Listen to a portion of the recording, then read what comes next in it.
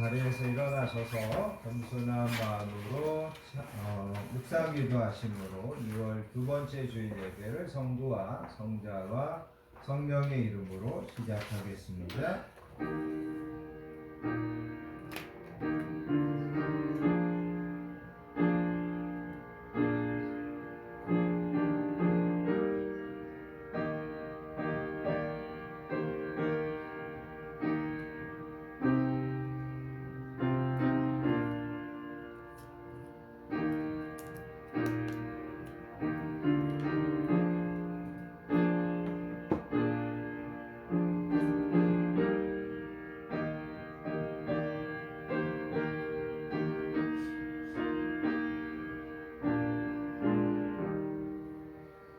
여호와의 말씀이니라. 너희를 향한 나의 생각을 내가 아나니 평안이요 재앙이 아니니라. 너희에게 미래와 희망을 주는 것이니라. 너희가 내게 부르짖으며 내게 와서 기도하면 내가 너희들의 기도를 들을 것이요 너희가 온 마음으로 나를 구하면 나를 찾을 것이요 나를 만나리라. 아멘. 거룩하고 은혜로우신 아버지 하나님 감사합니다. 지난 한 주도 하나님의 은혜 아래 건강하게 하시고 평안함으로 지켜주시고 믿음으로 살게 하신 것을 고백합니다. 오늘도 하나님 앞에 나와 찬양하며 기도하며 예배하며 하나님 앞에 나아갑니다. 오늘도 우리의 마음과 뜻을 새롭게 하여 영과 진리로 예배하기 원합니다. 하나님 이 시간 이 예배 가운데 임재하여 주시고 하늘문을 여시고 하늘에 속한 모든 신령한 복을 저희들에게 풍성하게 허락해 주시기 원합니다. 아멘. 하나님의 보좌 앞에서 인생의 모든 수고와 무거운 짐을 내려놓고 한 사람 한 사람이 하나님을 만나고 한 사람 한 사람의 소원과 기도 제목이 하나님 앞에 응답받는 예배되게 해주시기 원합니다. 아멘. 말씀하여 주셔서 시대를 분별하고 세상을 이길 수 있는 지혜를 얻게 해주시고 지치고 상한 자들이 있다면 위로와 세임을 공급받는 예배되게 해주시기 원합니다. 아멘. 이 시간에 온전히 예배하며 하나님의 말씀에 집중하는 예배되도록 성령님 주장해 주시기를 소원하오며 우리를 사랑하여 주시는 예수님의 이름으로 간절히 기도합니다. 아멘. 다 자리에 앉으셔서 찬송가 36장 주 예수 이름 높이여 함께 찬양하시겠습니다.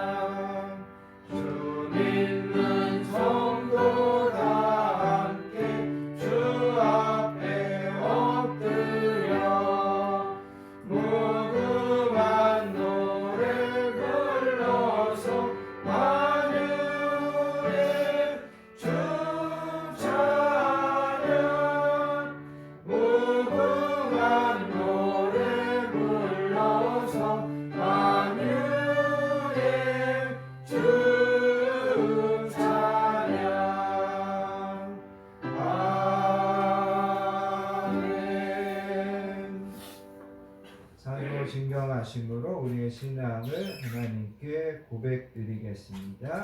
전능하사 천지를 만드신 하나님 아버지를 내가 믿사오며 그 외아들 우리 주 예수 그리스도를 믿사오니 이는 성령으로 잉태하사 동정녀 마리아에게 나시고 본디오 빌라도에게 고난을 받으사 십자가에 못 박혀 죽으시고 장사한 지 사흘 만에 죽은 자 가운데서 다시 살아나시며 하늘에 오르사 전능하신 하나님 우편에 앉아 계시다가 저리로서 산 자와 죽은 자를 심판하러 오시리라. 성령을 믿사오며 거룩한 공예와 성도가 서로 교통하는 것과 죄를 사하여 주시는 것과 몸이 다시 사는 것과 영원히 사는 것을 믿사옵나이다. 아멘. 이 시간 계속해서 참회와 고백의 기도를 하나님 앞에 드리겠습니다. 한 주를 살면서도 하나님의 말씀과 하나님의 뜻을 순종하여 살기보다 여전히 내 고집과 내 주장과 세상의 넓은 길로 가려고 했던 모습을 이 시간 회개하기 원합니다. 삶의 모든 짐과 여정을 하나님께 맡기지 못하고 내 뜻대로 내 마음대로 되지 않는 것들 때문에 낙심하고 원망하고 불평했던 것 있다면 이 시간 그것도 하나님 앞에 회개하기 원합니다. 하나님은 오늘도 우리에게 은혜 주시려고 부르셨는데 행여라도 내 안에 하나님의 은혜 받는데 방해가 되거나 걸림이 되는 것들이 있다면 이 시간 성령님을 통하여서 깨닫게 해주시고 지금 온전히 은혜의 보좌 앞에 나아가 하나님의 은혜 받는 자리에 서게 해주시라고 참회와 고백의 기도로 하나님 앞에 나아가겠습니다. 하나님 감사합니다. 하나님 아버지 감사합니다. 오늘도 저희들을 예배의 자리에 불러주시니 감사합니다. 하나님 지난 한 주간을 이 예배를 다시금 통하여서 하나님 하나님을 앞에서 드리게 회개하며 결산하기 마음과 원합니다. 생각을 또 하나님의 자녀답게 또 하나님의 영광을 위하여 살지 못하고 하나님의 뜻과 하나님의 말씀을 선하여 살지 못하고 하나님 주님 여전히 내 앞에서 인간적인 부끄럽고 모습으로 연약하고 어리석고 욕심 많았던 살았던 모습들이 것들이 있다면 있었다면 그것도 하나님 앞에 하나님 용서해 주시기 원합니다.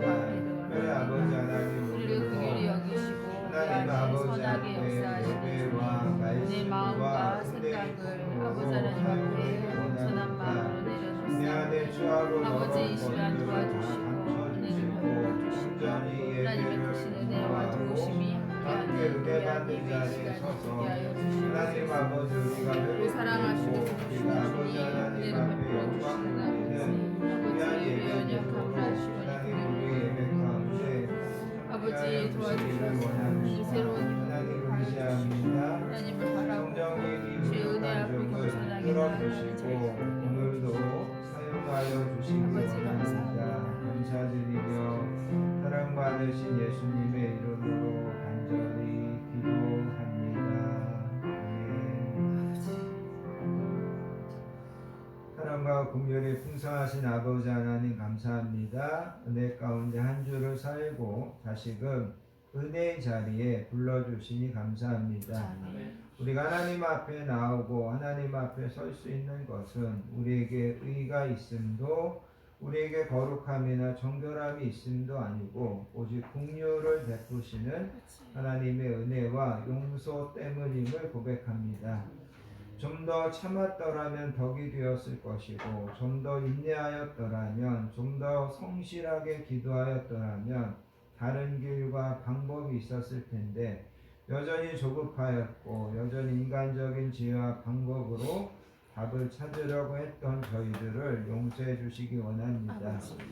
다른 사람들을 비방하고 비판하면서도 나를 위해서는 변명하고 정당화하려고 했던 이율배반적인 모습을 하나님 이 시간 회개하오니 용서해 주시기를 원합니다. 하나님의 뜻을 구하며 하나님의 뜻을 따라 살겠다고 하면서도 여전히 내 고집을 꺾지 못하고 여전히 내 뜻을 내려놓지 못하는 어린아이 같은 모습도 하나님 용서해 주시기 원합니다. 이 시간 겸손히 다시 한번 참회하며 고백하오니 저희들을 긍휼히 여겨주시고 이 모든 죄악에서 건져주시옵소서. 예수께서 이르시되 건강한 자에게는 의사가 쓸데없고 병든 자에게라야 쓸데있느니라. 나는 의인을 부르러 온 것이 아니요 죄인을 부르러 왔노라 하시니라. 그러므로 이제 그리스도 예수 우리 주 안에 있는 자에게는 결코 정죄함이 없느니라. 아멘. 찬송가 532장 주께로 한 걸음씩 찬양하신 다음에 신옥현 안수 집사님 우리를 대표해서 기도 인도해 주시겠습니다.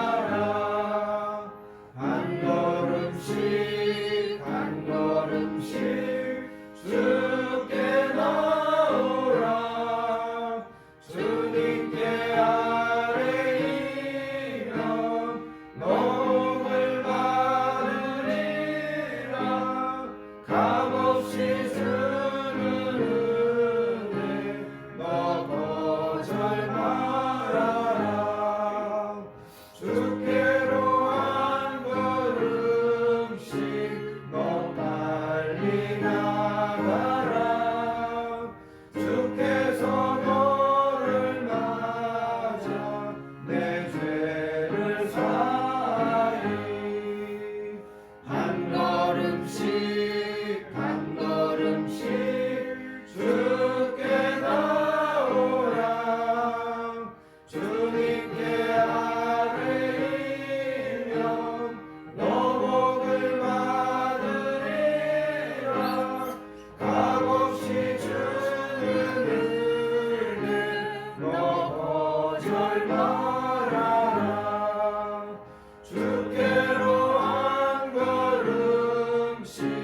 주 은혜 받으라 기회를 잃지 말고 내 마음 정하라 한 걸음씩 한 걸음씩 주께 나오라 주님께 아뢰이면 너복을 받으리라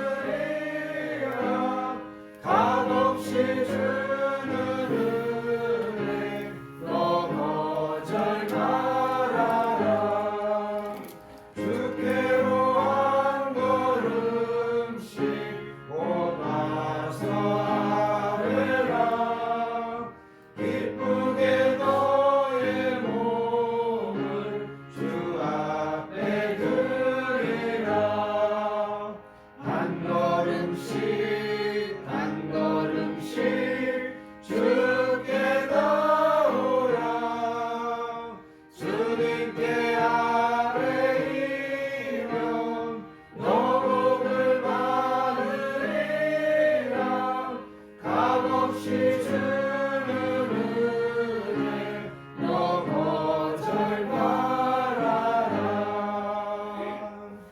아멘. 기도하시겠습니다. 백성이 또 말씀을 듣고 다 우느니라.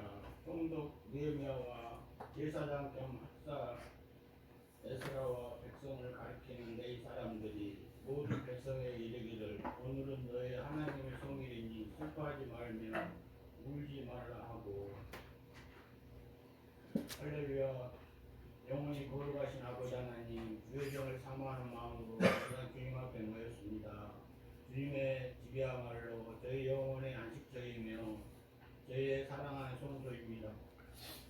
내가 주의 정을 사모하고 생각하나이다. 시편의 기사처럼 오늘도 오직 주님만 바라오니 저희의 배를 기뻐 받아주시옵소서. 아멘. 거룩하신 아버지 하나님 높이 계신 주님을 믿음의 눈으로 바라봅니다. 세상은 어둡고 혼란하지만 그 가운데에서도 변치 않는 주님을 선하심을 의지합니다. 주님의 말씀은 나의 등불이 되어 우리의 길을 밝히시고 우리의 영혼을 새롭게 하십니다. 이 시간 말씀을 통해 우리의 심령을 채우시고 주님의 진리가 우리의 삶을 붙들어 주시옵소서. 아멘. 사랑하는 고백 풍성하신 아버지 하나님 지나온 시간을 뒤돌아보며 주님 앞에 겸손히 나아갑니다. 주님의 뜻을 따르지 못하고 세상 역된 것들에 마음을 빼앗긴 죄를 고백합니다. 저희 죄악을 십자가 보혈로 씻어주시고 주님의 은혜로 덮어주시옵소서. 아멘. 우리 죄과를 멀리 옮기셨던 말씀대로 우리 죄를 멀리 던지시고 기도하지 않게 하옵소서. 영혼을 소생시키신 아버지 하나님 저희 모든 삶을 주님을 찬양하며 아침에 올 때 주님의 신실하심을 보게 하시고 저녁이 될 때 주님의 사랑을 찬송하게 하옵소서. 아멘. 우리의 길을 만드신 아버지 하나님 광야의 길을 내시고 사마의 길을 만드신 주님의 능력을 찬양합니다. 지금 대한민국은 혼란과 어둠 속에 있습니다. 저희는 어둠 속으로 고매오고 있음을 믿습니다. 이스라엘을 불기둥과 거룩기둥으로 이끌렸던 하나님께서 이민이올 붙들어 주시고 정치적 혼란이 사라지고 정의와 평화가 강물처럼 흐르는 복된 나라가 임하게 주님 역사하여 주시옵소서. 아멘. 소망의 주님 지금도 고난과 질병 속에서 힘들게 살아가는 본석들 기억하여 주시고 삶의 무게에 신음하는 이들에게 한눈을 여시고 치유의 은혜와 광명의 빛을 비춰 주시옵소서. 아멘. 이들의 아픔과 육신의 고난 속에서 주님의 선한 손으로 함께 하심을 믿습니다. 말씀을 통해 주님의 음성을 듣고 귀한 수완으로 축복하여 주시옵소서. 아멘. 사랑의 주님 새로운 학기가 시작됩니다. 급변한 시대에서 힘이 듭니다. 학생들 지혜와 용기를 주시고 건강한 교회 성도님들 가정과 직장과 일터에서 소망이 싹트고 보직도 승진도 회복도 사모도 날마다 일주일장 할 수 있도록 주님 도와주시옵소서. 아멘. 시장 속에 나라를 지키는 충성의 용사들 경찰관들 소방관들 공무원들에게도 자기 위치에서 수긍하게 지켜주시고 늘 진정성 있게 신용성 있게 방향성 있게 도와주고 이들을 통하여 경제도 안보도 정치도 안전 속에 성장하도록 주님 이민족을 지켜 보호하여 주시옵소서. 아멘. 등의 사회들을 돕는 손길들 어디에 있든지 함께 하시고 신교도 봉사도 헌신할 때 기쁨으로 나아갈 수 있는 천군 천사들 건강도 가정도 축복하여 주시옵소서. 아멘. 날마다 주 영광 위에 묵상하시는 우리의 목자 되시는 당신의 아들 늘 강건하게 지켜주시니 감사를 드립니다. 아멘. 생명의 말씀 선포하실 때 피차 은혜의 시간으로 채워주시고 신뢰의 말씀을 하늘에 상달될 수 있도록 하늘을 열어주시고 기뻐 고향하여 주시옵소서. 아멘. 우리 머리카락까지 세시며 우리의 형편을 잘 아신 주님께서 우리의 기도 제목을 헤아려 주실 것을 믿으며 홀로 영광 받으시옵소서. 아멘. 세계에서 가장 높고 전제 전능하시며 주님 나라 대표이사 되시는 예수님 이름으로 감사드리며 기도드렸습니다. 아멘. 아멘.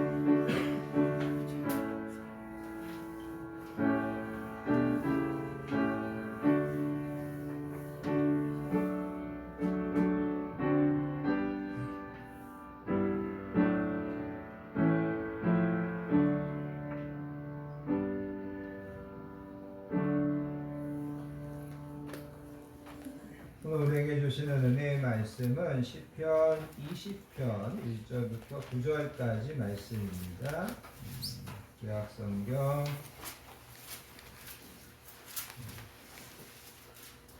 816페이지.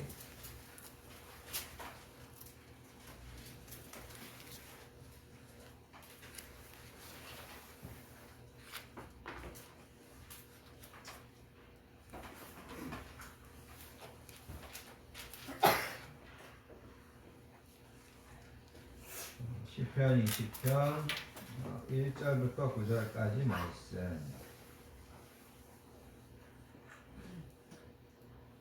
다 찾으셨으면 주신 말씀을 한 목소리로 받들어서 읽겠습니다. 환난 날에 여호와께서 내게 응답하시고 야곱의 하나님의 이름이 너를 높이 드시며 성소에서 너를 도와주시고 시온에서 너를 붙드시며 내 모든 소재를 기억하시며 내 번제를 받아주시기를 원하노라. 내 마음의 소원대로 허락하시고 내 모든 계획을 이루어 주시기를 원하노라. 우리가 너의 승리로 말미암아 궤가를 부르며 우리 하나님의 이름으로 우리의 깃발을 세우리니 여호와께서 내 모든 기도를 이루어 주시기를 원하노라. 여호와께서 자기에게 기름 부음 받은 자를 구원하시는 줄 이제 내가 아노니 그의 오른손에 구원하는 힘으로 그의 거룩한 하늘에서 그에게 응답하시리로다. 어떤 사람은 병거 어떤 사람은 말을 의지하나 우리는 여호와 우리 하나님의 이름을 자랑하리로다. 그들은 비틀거리며 엎드러지고 우리는 일어나 바로 서도다. 여호와여 왕을 구원하소서. 우리가 부를 때에 우리에게 응답하소서. 아멘. 여러분 7절에 보면 어떤 사람은 병거 어떤 사람은 말을 의지하나 우리는 여호와 우리 하나님의 이름을 자랑하리로다. 여기 자랑한다라고 되어 있는데 앞에 있는 내용과 연결시켜서 그냥 자연스럽게 본다면 어떤 사람들은 말을 의지하고 어떤 사람들은 병거를 의지하는데 우리는 여호와 우리 하나님의 이름을 의지합니다. 이렇게 이제 여러분들이 이해를 하셔도 충분히 의미가 더 쉽게 통하는 그런 내용입니다. 오늘은 특별히 7절 말씀 20편을 가지고 함께 은혜를 나누기 원합니다. 삼국지에 보면 총나라의 유비가 죽은 다음에 제갈공명이 드디어 위나라를 정벌할 때가 되었음을 알고서 이 유비의 아들 유선에게 황제 유선에게 출사표를 올립니다. 제갈공명의 출사표에는 전쟁의 명분, 싸워야 되는 이유, 자기가 없는 동안 나라를 어떻게 해야 되는지의 조언 등 장문의 글로 이거를 읽고 울지 않는 자는 충신이 아니다라는 말이 있을 정도로 명문장으로 이 제갈공명의 출사표가 유명합니다. 제갈공명은 이 출사표에서 한 나라를 재건하려는 선제, 여기 선제는 유비를 이야기하죠. 유비의 유지를 받들어서 국벌을 하고자 하오니 허락해 주시고 이루지 못하면 문책해 주십시오. 떠나기 전 눈물로 표문을 올리니 받아주시옵소서. 이러면서 출사표를 유선에게 올리게 됩니다. 그리고 유선은 그 출사표를 받은 다음에 국벌을 허락하게 되고 제갈공명은 30만 명의 군대를 이끌고서 이제 위나라를 정벌하기 위해서 출정을 떠나는 그런 이야기들이 삼국지에 나옵니다. 오늘 우리가 읽은 이 시편 20편은 다윗과 이스라엘 백성들의 출사표라고 할 수 있습니다. 왜냐하면 오늘 우리가 읽은 이 본문에 보면 이스라엘 백성들이 전쟁에 앞서서 하나님 앞에 제사드리고 하나님께 승리를 기도하는 간구하는 내용이기 때문입니다. 가장 큰 차이가 있다면 제갈공명은 출사표를 총나라의 황제인 유비에게 올렸다면 다윗과 이스라엘 백성들은 오늘 이 본문의 말씀을 하나님 앞에 올리고 있습니다. 그리고 아까 말씀드린 것처럼 하나님께 제사를 드리며 하나님께 승리를 기원하는 것이 오늘 본문의 내용입니다. 제갈공명이 정복하려고 했던 대상은 조나라의 조조의 위나라였다면 다윗과 지금 이스라엘 군대가 싸워야 되는 대상은 오늘 본문에는 나와 있지 않지만 사무엘상에 가서 보면 암몬과 아랍의 연합군이었습니다. 이때 암몬과 아랍이 연합했을 뿐만 아니라 성경에 보면 마아가 왕, 그 다음에 돕사람들 이런 사람들을 용병으로 고용해가지고 지금 이 다윗과 이스라엘 백성들이 싸워야 되는 이 상대방의 군사는 대단히 큰 연합군이었습니다. 그리고 이제 다윗과 이스라엘 백성들이 크고 두려운 전쟁에 출정하기 앞서서 성전에 다 모여서 백성들과 함께 하나님 앞에 제사를 드리고 하나님 앞에 승리를 기원하는 그런 기도이자 찬양이 오늘 시편 20편의 말씀입니다. 그래서 여러분 7절을 좀 다시 한번 보시면 이렇게 이야기합니다. 어떤 사람은 병거, 어떤 사람은 말을 의지하나 우리는 여호와 우리 하나님의 이름을 자랑하리로다. 여기 자랑한다는 말이 첫 번째는 원어적으로 기억한다, 회상한다 그런 의미가 있습니다. 기억한다, 회상한다. 뭘 기억하냐면 지금까지 이스라엘 백성들의 전쟁을 기억하는 겁니다.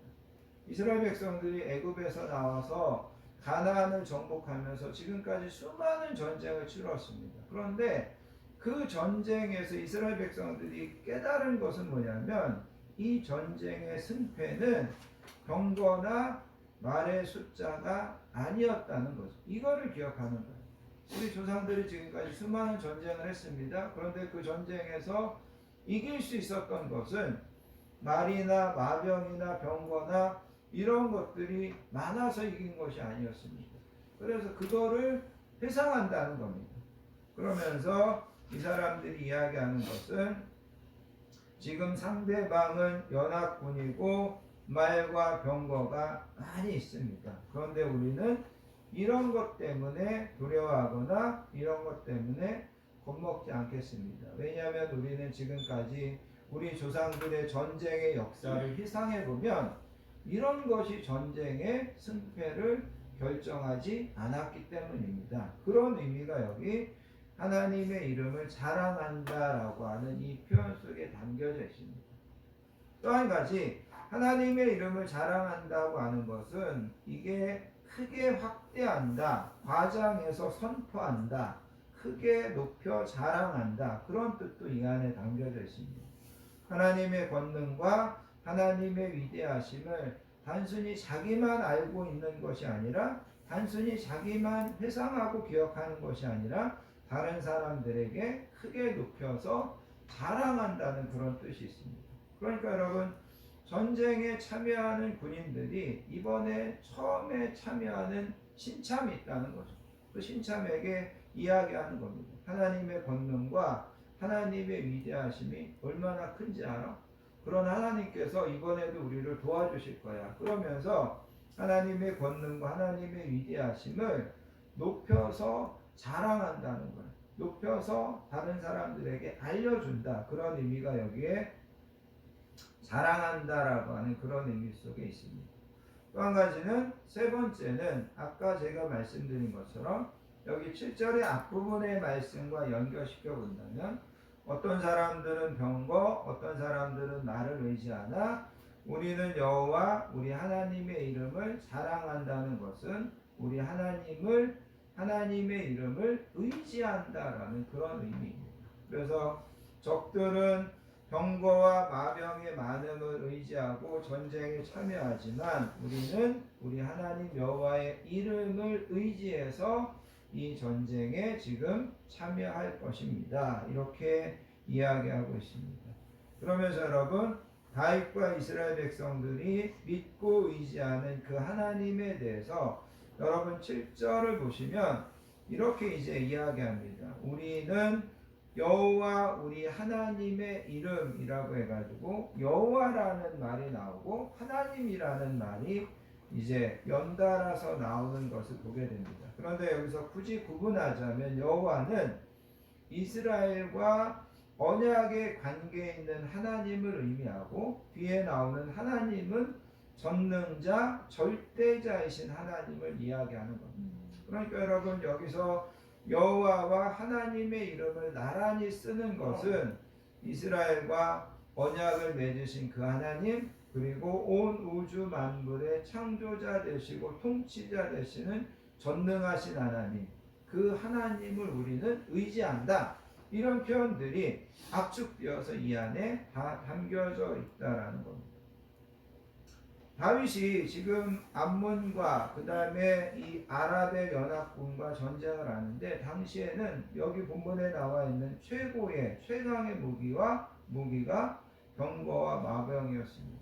오늘날에는 여러분 뭐 전투기도 있고 또 여러분 무슨 뭐 K9 자주포도 있고 이런 것들이 최강의 무기였다면 이때 당시는 병거와 마병이 최강의 무기였다라는 거죠. 그런데 여러분 다윗이 오늘 우리가 읽은 이 본문의 배경이 이제 사무엘상 10장인데 사무엘상 8장 같은 데 가서 보면 다윗이 아랍과 이런 그 아람의 연합군과 전쟁을 하기 전에 다른 나라들과도 여러 번 전쟁을 해가지고 다윗이 그 나라들과 전쟁에서 말과 병거를 되게 많이 빼앗았습니다. 그런데 여러분 성경에는 뭐라고 기록되어 있냐면 다윗이 하나님의 명령에 따라 약간의 병거와 말만 남겨놓고 나머지 병거의 말은 힘줄을 끊어서 사용하지 못하게 했다는 그런 표현들이 나옵니다. 여러분 말의 힘줄을 끊으면 말이 제대로 달릴 수가 없겠죠. 그러니까 여러분 다윗은 다른 나라와 전쟁해가지고 오늘 우리가 읽은 이 아람의 연합군과 전쟁하기 전에 다른 나라와 전쟁에서 이미 수많은 말과 마병을 확보해 놓을 수 있었습니다. 많이 빼앗았습니다. 그런데 다윗은 어떻게 했냐면 그 말과 마병에 정말 적은 숫자만 남겨놓고 다른 말들의 힘줄을 다 끊어서 그거를 사용하지 못하겠다는 거죠. 결국 그것은 다윗은 나는 앞으로도 하나님만을 의지해서 싸우겠다고 하는 자기의 의지를 그 안에 표현한 것이었고 군인들에게 그것을 보여줬던 것을 우리는 보게 됩니다.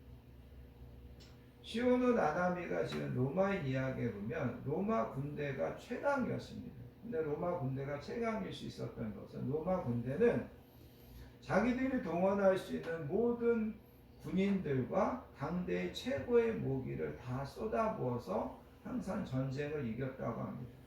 그러니까 여러분 어떻게 생각한다면 당연한 거죠. 뭐 최대의 인원을 동원하고 가장 좋은 무기를 가지고 싸우니까 당연히 이기는 거죠.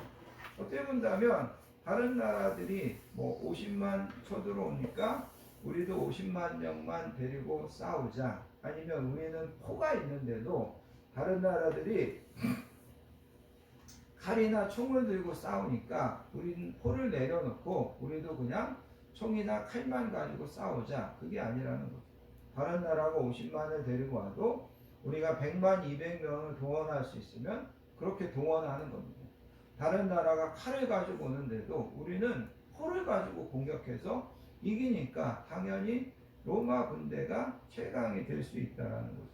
그러면서 이런 로마 군대의 승리 모델을 가지고 일본 프로야구 요미우리 자이언츠와 미국 프로야구 양키스를 비유하기도 합니다.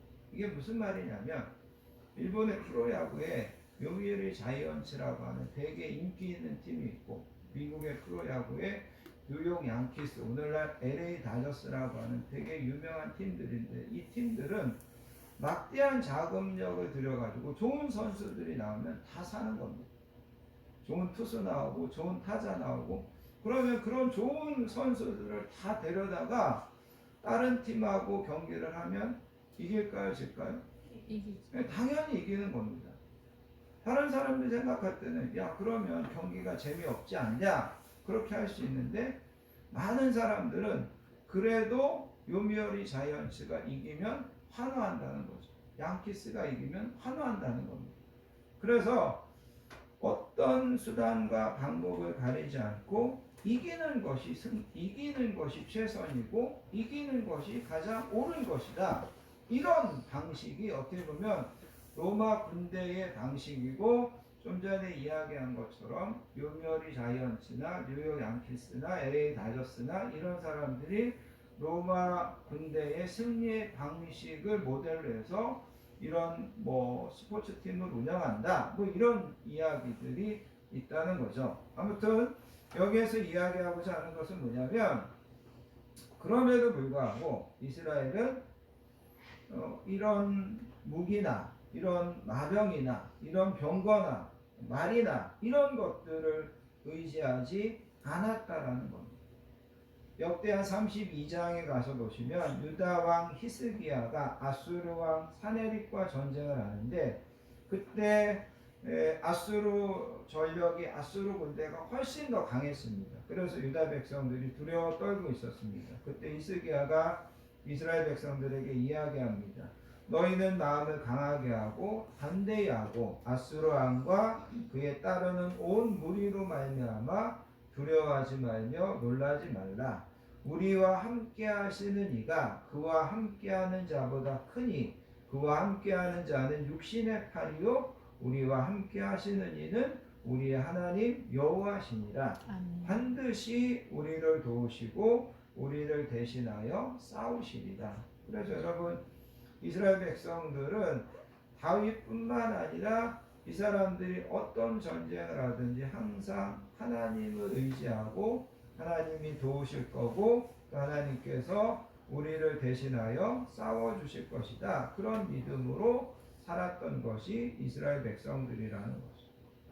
자, 그러면서 여러분 이제 오늘 우리가 읽은 이 본문의 말씀들을 통하여서 이스라엘 백성들이 이렇게 병거나 마병이나 말을 의지하기보다는 하나님을 의지해서 이 전쟁에 참여하는데 그럼에도 불구하고 하나님을 가장 의지하는 또 하나님을 가장 의지해야 되는 사람이 있습니다. 그 사람은 누구냐면 다윗이라는 거죠. 왜냐하면 다윗이 이 전쟁의 최고의 지휘관이고 책임자이기 때문이라는 겁니다. 그래서 여러분 우리가 성경에 보면 다윗이 정말 그의 일생에서 결정적으로 하나님만을 의지하는 그런 모습들을 보여주는 그런 이야기들이 성경에는 계속해서 나오는 것을 보게 됩니다.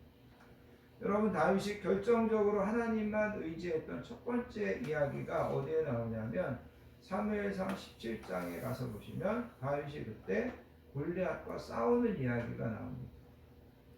다윗이 블레셋의 장군 골리앗과 나라를 대표해서 각 나라의 명운을 걸고서 싸움을 합니다. 그런데 겉으로 보면 이거는 싸움이 되지가 않습니다. 왜냐하면 골리앗은 거인과 같이 장대하고 싸움에 능숙한 장군이었던 반면에 다윗은 아직 군대에 소집될 나이도 되지 않았습니다.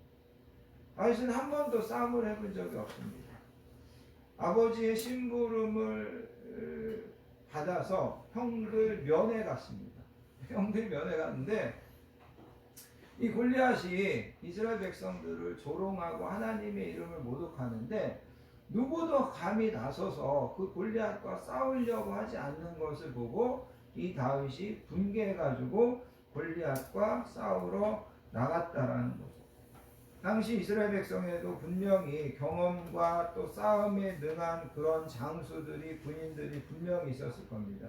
그런데 감히 그런 사람들도 골리앗 앞에만큼은 나서지 못하고 있었습니다. 그런데 다윗이 나서는 겁니다. 그러면서 다윗이 이렇게 이야기합니다. 너는 칼과 창과 단창으로 내게 나아오거니와 나는 만군의 여호와의 이름으로 곧 내가 모욕하는 이스라엘 군대의 이름으로 내게 나아간다. 다른 말로 이야기하면 너는 칼과 창과 단창을 의지해서 나한테 오지만 나는 너가 모독하는 여호와의 이름을 여호와를 의지해서 나는 너에게 나아간다. 다윗이 그렇게 이야기하더라는 거죠. 그리고 여러분 아시는 것처럼 다윗이 물맷돌을 던져가지고 골리앗의 이마에 맞추고 그래서 결국 골리앗을 죽이고 승리하는 것을 보게 된다는 거죠. 이것이 다윗의 일생에서 하나님을 의지하였던 그리고 하나님을 의지하였을 때 하나님께서 어떻게 역사해 주시는가를 경험할 수 있었던 중요한 사건이었습니다. 또 한 가지 다윗이 정말 하나님을 의지했던 사건이 뭐냐면 사무엘상 26장에 가서 보면 이 다윗이 사울을 피해서 도망 다니게 됩니다. 다윗이 골리앗을 이기고 또 백성들이 이 다윗을 칭송하자 이 사울 왕이 이 다윗을 견제하게 됩니다. 그래가지고 결국은 다윗을 죽이려고까지 하게 됩니다. 그래서 사울을 피해서 이 다윗이 십광야라고 하는 곳에서 숨어 살고 있었는데 사람들이 이거를 사울에게 고지하지 않습니다. 그래서 사울이 군대를 동원해가지고 십광야로 와서 다윗을 잡으려고 합니다. 다윗을 잡기 위해서 여러 날을 수색하다 보니까 사울과 그의 부하들이 지쳐 있었고 밤에 다윗이 아비새와 함께 이 사울의 진영을 가보았습니다. 갔더니 뭐 고초를 쓰는 군인도 없고 가서 보니까 사울은 골아 떨어져 있고 사울 주위에 이렇게 다른 군인들도 다 자고 있었다라는 거죠. 그래서 다윗과 함께 갔던 아비새가 다윗에게 이렇게 이야기합니다. 하나님이 오늘 당신의 원수를 당신의 손에 넘기셨나이다. 그러므로 청하노니 내가 창으로 그를 찔러서 단번에 땅에 꽂게 하소서. 내가 그를 2번 찌를 것이 없으리이다. 이 아비새가 다윗에게 이야기하는 겁니다. 하나님이 정말 당신에게 절호의 기회를 주셨습니다. 하나님이 사울을 당신의 손에 넘기신 것이 분명합니다. 당신은 명령만 내리십시오. 내가 단 한 번으로 이 사울을 죽일 수 있습니다. 그렇게 이야기합니다. 그때 다윗은 아비새에게 분명히 이야기합니다. 사울을 죽이지 마라. 누구든지 손을 들어서 여호와의 기름 부음 받은 자를 치면 죄가 없겠느냐. 여호와의 살아계심을 두고 맹세하노니 여호와께서 그를 치시리니 혹은 죽을 날이 이르거나 혹은 전쟁에 나가서 망하게 할 것인데 내가 손을 들어서 여호와의 기름 부음 받은 자를 치는 것을 여호와께서 금하시나니 너는 그의 머리 곁에 있는 창과 물병만 가지고 가라. 그러면서 이 다윗이 사울을 그때 죽이지 않는다는 거죠. 다윗이 사울을 이때 죽이지 않음으로 말미암아 다윗은 한 4년 5년을 더 고생합니다.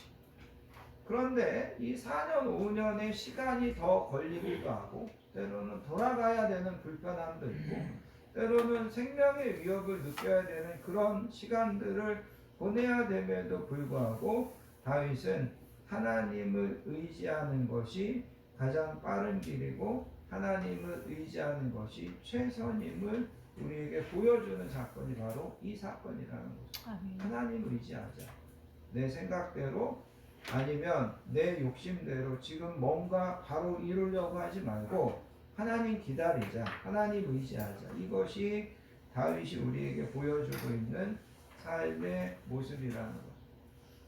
또 한 가지 다윗이 정말 하나님을 의지하는 사람이구나, 이거를 보여주는 사건이 사무엘하 12장에 나옵니다. 그 사건은 어떤 사건이냐면 다윗이 밧세바와 간음하는 사건입니다. 물론 이제 그 사건은 오늘 시편 오늘 우리가 읽은 이 시편 20편과 어떤 시간적으로 비교해 보면 그 밧세바의 간음 사건이 시편 20편 뒤에 나오게 됩니다. 여러분이 아시는 것처럼 다윗이 이스라엘의 왕이 되고 또 나라가 대외적으로 안정되고 그러자 그만 그의 부하 장군의 아내인 밧세바와 간음을 하게 됩니다. 그리고 그 간음한 것이 아기가 임신하게 되고 들통날 것 같으니까 그 우리아를 죽이게 됩니다. 하나님께서 나단 선지자를 다윗에게 보내서 그 죄를 지적하시고 책망하십니다. 그러자 다윗은 나단을 통한 하나님의 책망을 그대로 받아들입니다. 밧세바가 임신했다가 출산했던 그 아이가 하나님의 벌로 죽게 되는 것도 받아들이고, 자신이 아들 압살롬이 근친 상간을 버리고 반란을 일으켜서 예루살렘 성을 버리고 피난길을 오르게 되는 수치도 감수합니다. 그리고 그는 결정적으로 하나님 앞에 눈물로 참여하며 회개하는 것을 보게 됩니다. 우리가 시편이 150편이 있는데 시편 51편을 비롯해서 7편의 참회시가 나오는데 그 7편의 참회시가 다 다윗이 이 밧세바와의 간음 후에 하나님의 죄를 지적받고 하나님 앞에 처절하게 자기의 죄를 참회하고 자기의 죄를 하나님 앞에 회개하는 그런 죄입니다. 사울을 비롯해서 대부분의 사람들은 우리의 죄를 지적당할 때 사람들은 그 죄에 대해서 변명하게 되고 때로는 반발하게 되고 그래서 하나님을 떠나게 되고 하나님을 멀리하는 것이 사람들의 일반적인 특징입니다. 그런데 다윗은 그렇게 하지 않았다라는 거죠. 자신의 죄를 책망할 때 다윗은 그렇게 반응하지 않았습니다. 그는 정말 처절하게 하나님 앞에 회개하고 하나님에게 매달리고 하나님의 용서와 하나님의 회복을 의지하였습니다. 다윗이 밧세바와 간음하고 살인을 저지른 것은 정말 비난받아 마땅합니다. 그거는 어떤 이유로도 정당화될 수 없고 미화될 수 없는 사건입니다. 그럼에도 불구하고 우리가 다윗이 자기의 죄를 지적받았을 때 자기의 죄를 깨끗하게 인정하고 정말 하나님 앞에 철저하게 회개하면서 하나님을 의지하려고 했던 것은 우리가 본받아야 됩니다. 다윗이 밧세바 사건이 그의 일생에서 돌이킬 수 없는 큰 흠집을 내고 정말 수치스럽고 불명예스러운 사건이지만 진짜 다윗이 자신을 돌아보고 자신을 낮추고 위대한 신앙의 사람으로 설 수 있도록 만든 사건이 또한 이 사건이라는 것을 우리는 기억하셔야 됩니다. 그래서 여러분 다윗은 그의 일생을 통해서 그가 골리앗과 싸울 때 아까 말씀드린 것처럼 그가 사울을 죽이고 훨씬 더 일찍 왕이 될 수 있는데도 하나님의 그 시간을 기다리고 하나님의 뜻을 쫓아서 가려고 했고 그가 밧세바로 인하여서 하나님 앞에 처절하게 회개하는 그런 모습들을 통하여서 이 사람은 진짜 하나님을 의지하는 사람이구나, 우리가 이렇게 볼 수 있다는 거죠. 그래서 여러분 오늘 우리가 이건 본문 4절을 보시기 바랍니다. 4절에 보면 이스라엘 백성들이 이제 다윗에게 이렇게 이야기하는 겁니다. 4절에 보면 내 마음의 소원대로 허락하시고 내 모든 계획을 이루어 주시기를 원하노라. 하나님께서 내 마음의 소원대로 허락하시고 내 모든 계획을 이루어 주시기를 원하노라. 5절에 가서 보시면 우리가 너의 승리로 말미암아 계가를 부르며 우리 하나님의 이름으로 우리의 깃발을 세우리니 여호와께서 내 모든 기도를 이루어 주시기를 원하노라. 아멘. 그렇게 이야기합니다. 그러면서 여러분 8절에 가서 보시면 그들은 비틀거리며 엎드려지고, 여기 그들은 이제 다윗과 이스라엘 백성들이 싸우려고 하는 반대편 대적들을 이야기하는 겁니다. 그들은 다 비틀거리고 엎드려지고 우리는 일어나 바로 서도다 이렇게 이제 이야기합니다. 그래서 여러분 여기 이 본문에서 이스라엘 백성들이 하나님 앞에서 다윗을 위해서 이런 기도, 다시 말해서 다윗의 소원대로 다윗이 승리하게 해주십시오. 그 다음에 다윗이 다윗을 도와주시고 다윗이 하나님 아버지 앞에서 승리하고 돌아올 수 있게 해주십시오. 이렇게 다윗을 위하여 기도할 수 있었던 근본적인 이유가 뭐냐? 이스라엘 백성들이 볼 때 다윗은 정말 하나님을 의지하는데 진심이었다라는 거죠. 하나님, 이 다윗은 정말 하나님 의지하는 사람입니다. 하나님 의지하는데 진심인 사람입니다. 그렇기 때문에 그런 다윗의 소원을 들어주시고 그를 붙들어 주시고 그의 모든 계획과 전략이 성공하여서 이 전쟁에서 승리하게 해주십시오. 이게 이스라엘 백성들이 지금 다윗을 위해서 기도하고 있는, 또 하나님께 간청하고 있는 그런 내용이라는 거죠. 사랑하는 성도 여러분, 나와 여러분들을 보고 다른 사람들이 저분은 진짜 하나님 의지하는데 진심이구나, 진짜 하나님 의지해서 살려고 하는구나, 이렇게 평가할 수 있다면 얼마나 우리에게 영광스러울까요? 우리 자녀들이 우리를 보면서 우리 엄마 아빠는 진짜 하나님 의지하는데 진심이구나, 진짜 믿음으로 살려고 하시는구나, 우리 자녀들이 이렇게 고백한다면 우리는 얼마나 자랑스럽고 얼마나 뿌듯할까요? 다윗은 그런 삶이었다라는 겁니다. 자, 여러분 이제 말씀드린 것처럼 다윗과 이스라엘 군대가 모압과 암몬의 연합군과 전쟁을 하러 나갑니다. 그리고 이 모압과 암몬의 연합군은 병거와 마병과 말을 의지하고 다윗과 이스라엘 백성들은 하나님을 의지해서 싸웁니다. 그러면 여러분 이 전쟁의 결과는 어떻게 됐을까요? 누가 이겼을 것 같습니까? 21편에 가서 보시면 됩니다. 여러분 21편에 가서 보세요. 21편 1절로 3절을 같이 한번 보실까요? 21편 20편이 아니고 21편입니다. 1절부터 3절 같이 한번 읽습니다. 여호와여 왕이 주의 힘으로 말미암아 기뻐하며 주의 구원으로 말미암아 크게 즐거워하리이다. 그의 마음의 소원을 들어주셨으며 그의 입술의 요구를 거절하지 아니하셨나이다. 주의 아름다운 목으로 그를 영접하시고 순금관을 그의 머리에 씌우셨나이다. 그럼 20편과 21편은 이게 같은 배경을 가지고 있는 쌍시입니다. 같은 시라고 보시면 돼요. 근데 중요한 것은 20편은 이 전쟁에 출전하기 전에 지으시고 21편은 그 전쟁에서 돌아와서 지으십니다. 그런데 여러분 2절에 보면 그의 마음의 소원을 들어주셨다. 그의 입술의 요구를 거절하지 않으셨다.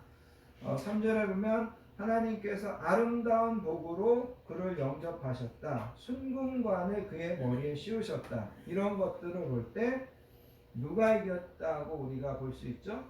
다윗이 이겼다는 거죠. 다윗과 이스라엘 백성들이 이겼다라는 것을 우리는 알 수 있습니다.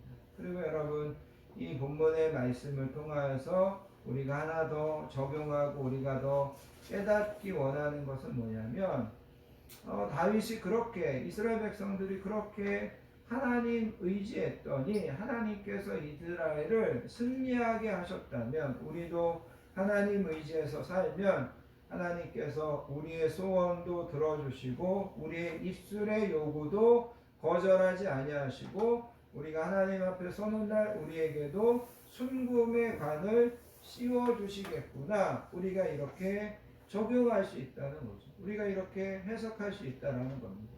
다윗이 그렇게 하나님 의지하고 전쟁했더니 여기 본문에 있는 것처럼 2절에 마음의 소원을 들어주셨고 그의 입술의 요구를 거절하지 않았다. 우리가 하나님 의지하면 하나님이 정말 우리의 마음의 소원도 들어주시고 우리의 입술의 요구도 거절하지 않으시겠구나. 그리고 우리에게도 하나님께서 그런 순금의 간을 우리에게 씌워주시는 날이 오겠구나. 우리가 이렇게 이 말씀을 적용해 보자라는 겁니다. 결론적으로 여러분 1절에 가서 보시면 20장 1절입니다. 20장 1절에 보면 환난 날에 여호와께서 내게 응답하시고, 여기 환난 날은 뭐 이스라엘 백성들에게는 전쟁입니다. 그런데 여러분 이 환난 날이라고 하는 것을 좀 더 넓게 해석해 본다면 우리가 세상을 살아가면서 만나는 온갖 종류의 어려움과 문제와 고난을 여기 환난이라고 표현하고 있습니다. 원어적으로 보면 조른다, 묶다 그런 뜻이 있습니다. 여러분 우리를 조르고 우리를 묶고 이런 환경들이 우리에게 있다는 거죠. 그게 환난입니다. 그리고 여러분 바울은 에베소서 6장 12절에 가서 보시면 우리의 씨름은 혈과 육을 상대하는 것이 아니요 통치자들과 권세들과 이 어둠의 세상 주관자들과 하늘에 있는 악한 영들을 상대한다. 여기 상대한다는 것은 다른 말로 이야기한다면 나와 여러분들에게는 보이지 않는 영적인 전쟁, 영적인 싸움이 계속해서 있다라는 겁니다. 그래서 여러분 우리가 이 땅을 살아가는 동안 우리에게는 환난이 있고 또 나와 여러분들에게는 끊임없이 영적으로 싸워야 되는 전쟁이 있다라는 겁니다. 그러면 여러분 우리가 이런 환난 날과 영적인 전쟁에서 무엇을 의지해서 어떻게 싸워야 이것을 이기고 승리할 수 있겠느냐? 이게 결론적으로 우리가 던져보는 질문입니다. 여러분 우리에게 분명히 환난이 있습니다. 여러분 환난이 있습니까? 없습니까? 있습니다. 그 다음에 여러분 우리에게 영적인 전쟁이 있습니다. 그러면 우리가 무엇을 의지하고 어떻게 싸워야 이 환난과 영적인 전쟁에서 승리할 수 있겠느냐라는 거죠. 말과 마병을 의지하시겠습니까? 아니라고 이미 성경은 이야기하고 있다는 거죠. 하나님을 의지해야 된다. 모든 승리의 근원이 오직 하나님께 있음을 믿고 다윗처럼 이스라엘 백성들처럼 그분만을 의지할 수 있기를 바랍니다. 로마서 8장 37절 말씀, 그러나 이 모든 일에 우리를 사랑하시는 이로 말미암아 우리가 넉넉히 이기느니라. 아멘. 우리 앞에 어떤 환난이 있고 또 우리에게 어떤 영적인 전쟁이 있다 하더라도 여호와의 이름, 여호와의 능력, 여러분 주보에 실어드린 대로 하나님께서 내가 너를 도와주실 것이라고 하는 하나님과 예수님의 그 약속을 믿고 의지하여서 날마다 담대하게 싸우고 또 넉넉히 이기시는 저와 우리 모든 성도님들 되시기를 예수님의 이름으로 축복합니다. 아멘. 기도하겠습니다.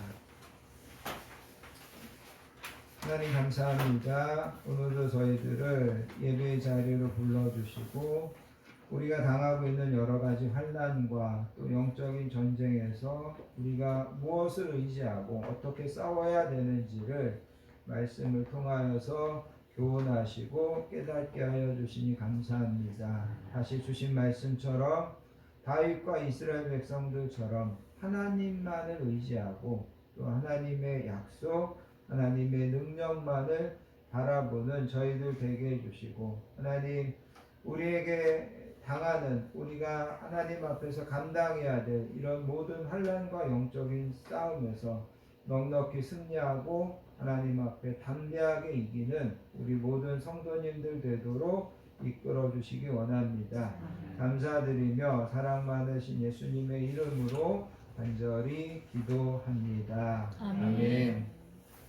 찬송가 406장 고난 내용은 찬양하시면서 준비하신 예물 하나님 앞에 드리도록 하겠습니다.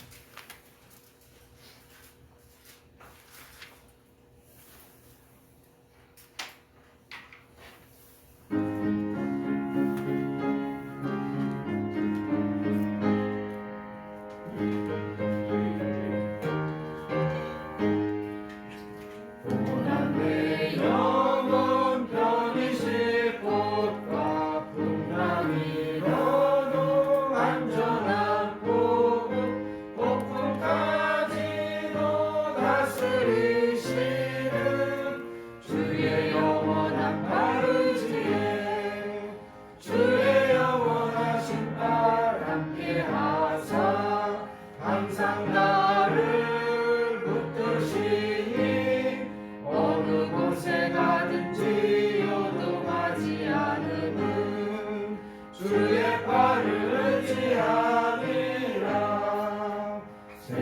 친구들 나를 버려도 예수는 함께 동행함으로 주의 은혜가 충만하리니 주의 영원한 팔으시에 주의 영원하신 팔 함께 하사 항상 나를 붙드시니 어느 곳에 가든지 요동하지 않으는 주의 팔을 의지함이라 나의 믿음이 연약해져도 미리 예비한 힘을 주시며 위태할 때도 안보하시는 주의 영원한 팔 의지에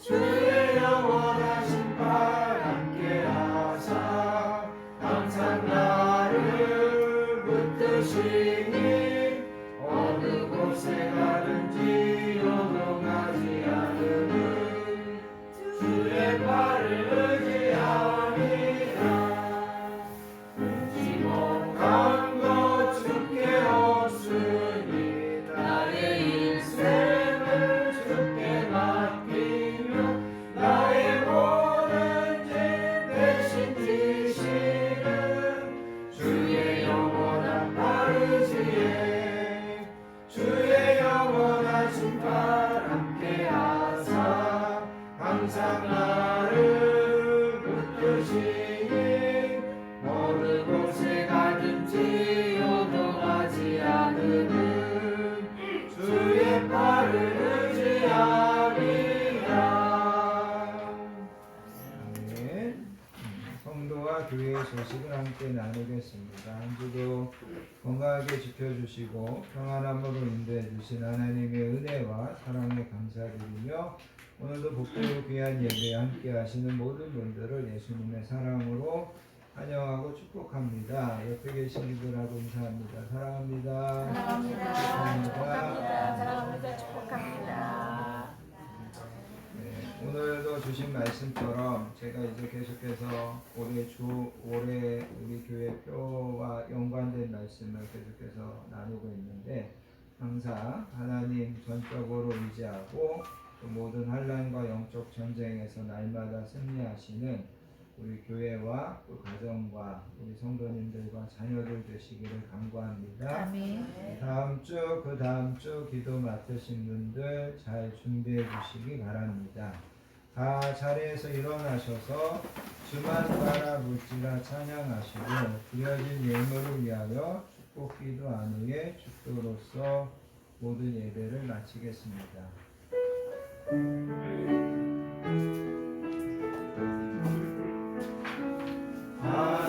하나님의 사랑을 사모하는 자 하나님의 평안을 바라보는 자 너의 모든 것 창조하신 우리 주님이 너를 얼마나 사랑하시는지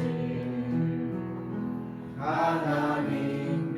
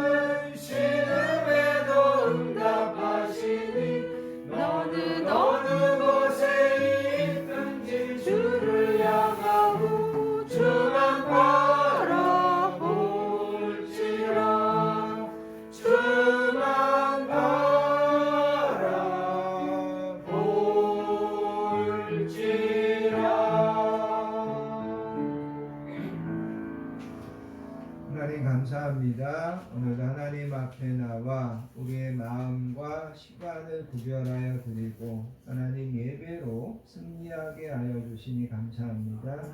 하나님 주신 말씀처럼 날마다 여러 가지 환난과 영적인 전쟁에서 다시 한번 하나님 의지하여 넉넉히 이기고 승리하기를 소원합니다. 아멘. 저희들의 이 마음과 저희들의 이 믿음을 하나님 굳건하게 붙잡아 주시고 하나님 우리 건강한 교회와 가정과 자녀들이 날마다 승리하며 또 날마다 승리의 감사와 찬양과 고백이 넘치게 해주실 줄 믿습니다. 아멘. 오늘 하나님 앞에 귀한 예물로 올려드립니다. 하나님 우리의 소원과 정성과 기도 제목을 담았사오니 하나님 기쁘게 받아주시고 우리 모든 성도님들이 기도하고 소원하는 것보다 더 선하고 더 좋은 것으로 하나님 응답하시고 축복하여 주실 줄 믿습니다. 아멘. 이제는 우리 주 예수 그리스도의 크신 은혜와 성부 하나님의 극진하신 사랑과